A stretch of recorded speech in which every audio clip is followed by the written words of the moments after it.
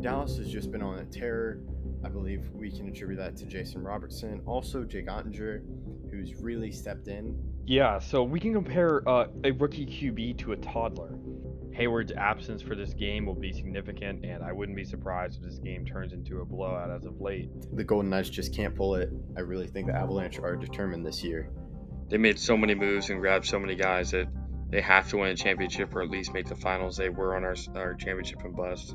The same self, the only year he won an MVP was the year he cheated, which really should put something against that MVP. But yeah, and as a Cowboys fan, I have learned how dangerously good Aaron Rodgers has been with he can just thread a pass. Hello, I am Ruby Ackerman, and you are listening to Outsider's Opinion with Kevin and Austin. What's up, y'all? Welcome to our NBA opinions of the week. This one is about Luka again, and this one I was joking about it with Austin. I was kind of getting frustrated with Lakers fans. I'm like, they haven't even had the guy for like 2 weeks, and they're already getting annoyed.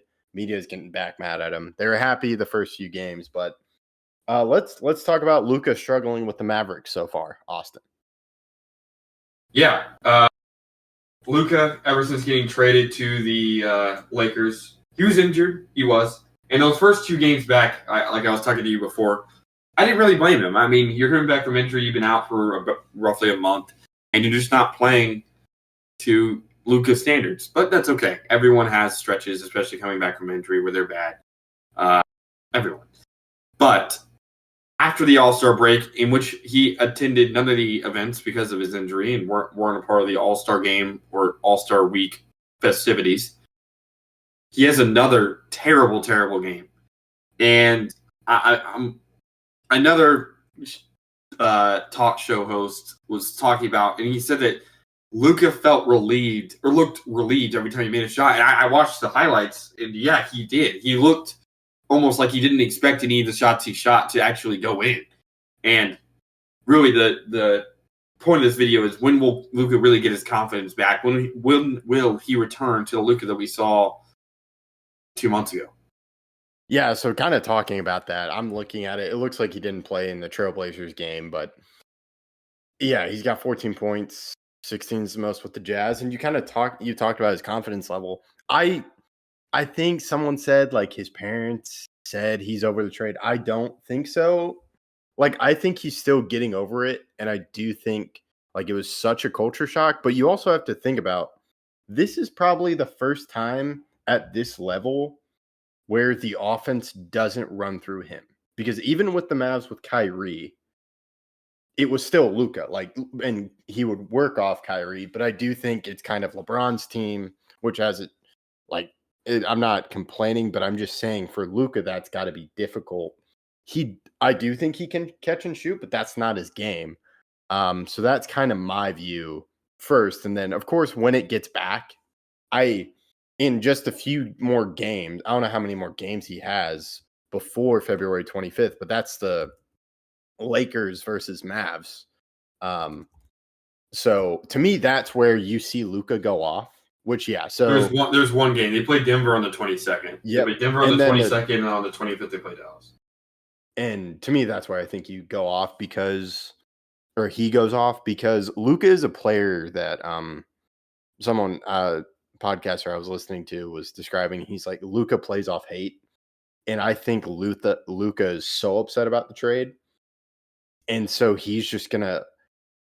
That's probably like one of my favorite things is when he's trash talking. I'm curious if the Mavs owner is going to be there, the GM, kind of given no, it's an away game. So I feel that's going to be the game where you start seeing him be normally Luka and he kind of gets his confidence back. Because while I do think it's him adjusting to it, it's also him just getting used to, like, he's not in his home anymore. He's not in Dallas, a place he's been for 7 years. And I just think this is really an unprecedented way of someone getting traded, because I was thinking about other ways. Like, guys have been traded, but not superstars of this level and just kind of everything. Like, I think the disrespect, I think stuff is hitting him and he's just like still in shock from it. And you say that the Mavs game will be the game that he breaks out of that slump? Oh yeah, I will probably. Well, the game's at 9 p.m.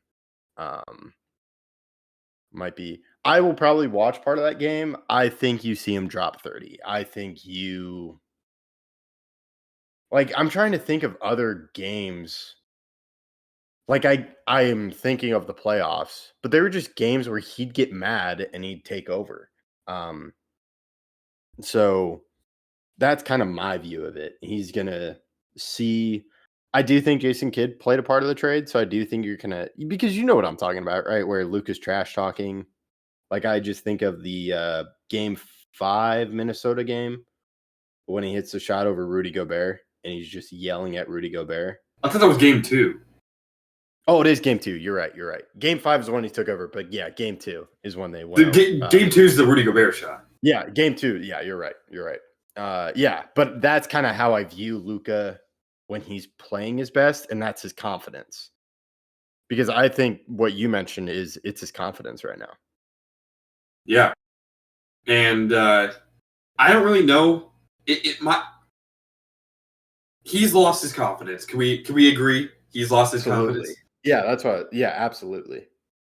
There's one of two ways I see the Mavs game going. One, that he does get mad, he does get angry, and he turns it around. Or two, he second guesses everything because he knows that everyone expects that to happen. I think he knows that. I think he knows that everyone's like, damn, I'm going to play insane against the Mavericks, but am I actually going to do it? Can you go into the bully's house and play well, right? Or I know it's not in Dallas, but my point is that when you're playing against, it's not a rivalry. That's why I compare it to a bully almost. Can you play well when the other team thinks you're bad? It's not that they think they're better than you. They think you yourself. They think you're the problem. Can you prove that you're not the problem? It's going to be tough. I mean, do I think he'll have a good game? Yes, but I don't think he's going to go off for 40 points or anything crazy after watching these first 3 because I don't know if he's going to overthink it. Because I could see it where maybe after the Mavs game he's like, I just got to play. But that'd be after the Mavs game. He's going to be like, he's an okay Mavs game. And then he's like, you know what? I just got to play. I just got to be myself. But I don't think that's something you decide after or during the game you play. Because you got to think, if he's still broken up about the trade, playing against that team's only going to ramp up that intensity. So I don't think that he's going to have a crazy good game. Now, I'm not expecting him to have a terrible game, but I'm also not expecting him to have a great game. I think that he'll start to open up after that because he'll realize that, hey, I just got to play. I think in Dallas in April, I could see him going crazy. But yeah. I don't think he's going to go crazy on February 25th. That's a great way of putting it. As I was like babbling, yeah, it's just he's lost his confidence because overnight he technically did lose 15. He lost $100 million. Did spend 15 million on a house, and it was just like, I'm trying to like, for people listening, it's just like, okay, hey, you got your job, you're just traded, you're not in the same house. He's also dealing with a kid. Figuring out just like because the Mavs owner is like talking bad Nico as well when he just makes an appearance is like, no, he was the problem. He didn't do this for us. And that's got to affect him. So that's it. But yeah, I do understand it'd be different if it was at the AAC because I can see it going with what you're saying because it's not at the AAC. It's at Crypto Arena. Yeah, but you still look over there and you see all the guys that you've been spending a lot of time with, a lot of practices, a lot of film sessions, and I think it's going to be hard the first game. Mm-hmm. So, especially because it's so soon. Yeah, and I would say the majority of his play right now is confidence. The other, I think, is it's the system because like LeBron is a great player, and I think Luka is a great player. But you kind of saw this when Kyrie came in the trade. Yeah, that was 2 years ago, right? the Kyrie midseason trade. Mm-hmm. Luka wasn't playing badly, but I do think Kyrie can play off ball more than Luka. Luka's still developing that part of his game. So I do think Luka just maybe has more pressure on himself where, oh, I got to make the shot because he's not leading the offense. LeBron's leading the offense. So I do think they're just trying to learn how to play with each other. We're LeBron and Luka. And have to see whether or not that clicks in the Mavs game or afterwards. I do think he'll get it back. I don't think the crazy thing that he can only play well in Dallas will be the truth. But I do think it may take a little bit longer than people expect. Yeah. And I think you just like this is ridiculous. Just kind of like the way things happened. Because it's also midseason too. But yeah, we'll keep an eye on that. Let us know your thoughts in the comments. We appreciate you listening to Outsiders Opinions.